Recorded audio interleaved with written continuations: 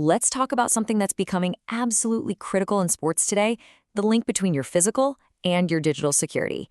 The line between those two worlds has basically disappeared. Every device you use, from a smart lock on a door to a team tablet, is a potential doorway for trouble. So we're going to dive in. This right here is the #1 rule you've got to burn into your brain. We all have this image of a hacker as some person in a dark room miles away, but the reality?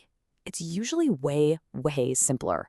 Most of the biggest digital security problems start with something really basic, someone physically getting their hands on a device. I mean, just think about it for a second. That laptop left open in the film room, the shared team tablet sitting on a table, or even just your gym bag left unzipped for a moment. Every single one of those is an open door for a digital attack. It's why being aware of your physical space is really your first line of digital defense. All right, let's go to a space you know inside and out, the locker room. But here's the thing, it's not just a place to change anymore, is it? Modern locker rooms are basically tech hubs now. They're packed with smart sensors, biometric scanners, all kinds of devices collecting data. And that makes the locker room a really high-value target. So what are the actual dangers we're talking about? This is way more than just gossip getting out. When you don't control who gets in, you're looking at leaked game plans, secret recordings of private conversations, and even your personal health information getting exposed. The stakes here are incredibly high. And this brings us to a really important question. Who is actually in control of who gets into these spaces and uses all this tech? Is it the team, the facility managers? Is it you? And hey, if you can't answer that question right away, that in itself is a huge red flag. Now let's shift gears to something that's even more personal. In today's sports world, your body is a data-generating machine. Seriously. Every single metric, from your heart rate to your sleep patterns, is valuable information.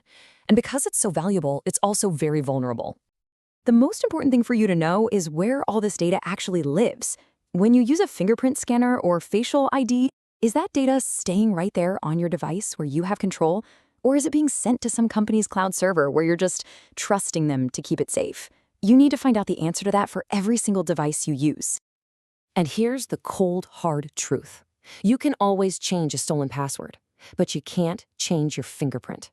Once that biometric data is hacked, it's out there forever. It can be used for things like identity theft or even creating deepfakes of you. It is a permanent problem. This is why it is absolutely critical that any biometric systems you use come from trusted, secure companies.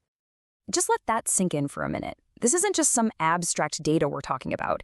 It's literally a digital extension of you. Think about it. You protect your physical body with the right training, the right nutrition.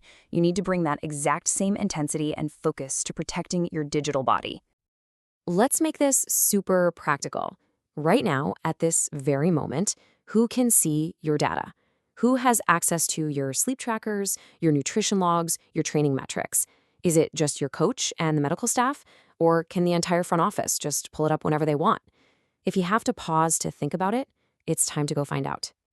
So here are 3 simple, direct things you can do today. First, just ask. Ask the direct questions. How is my data stored and how is it being used? Second, you have to understand the data sharing parts of your contracts. And third, you need to actively work to limit who has access. It should only be the people who absolutely need it.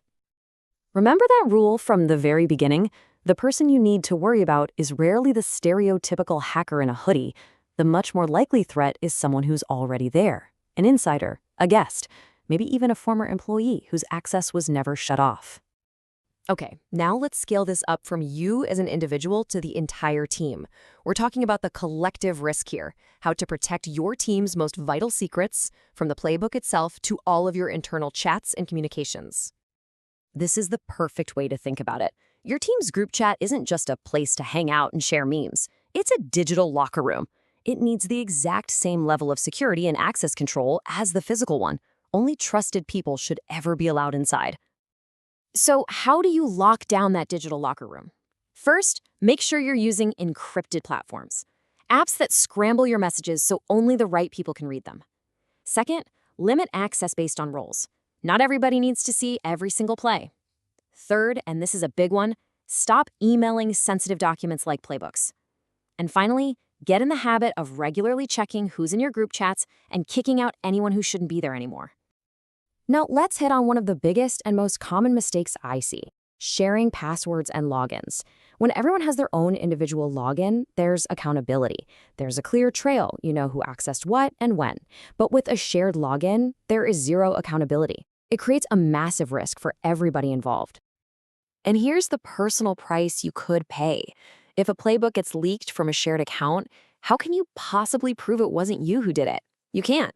You could end up taking the blame and the hit to your reputation for something you had nothing to do with. The convenience is just not worth that risk.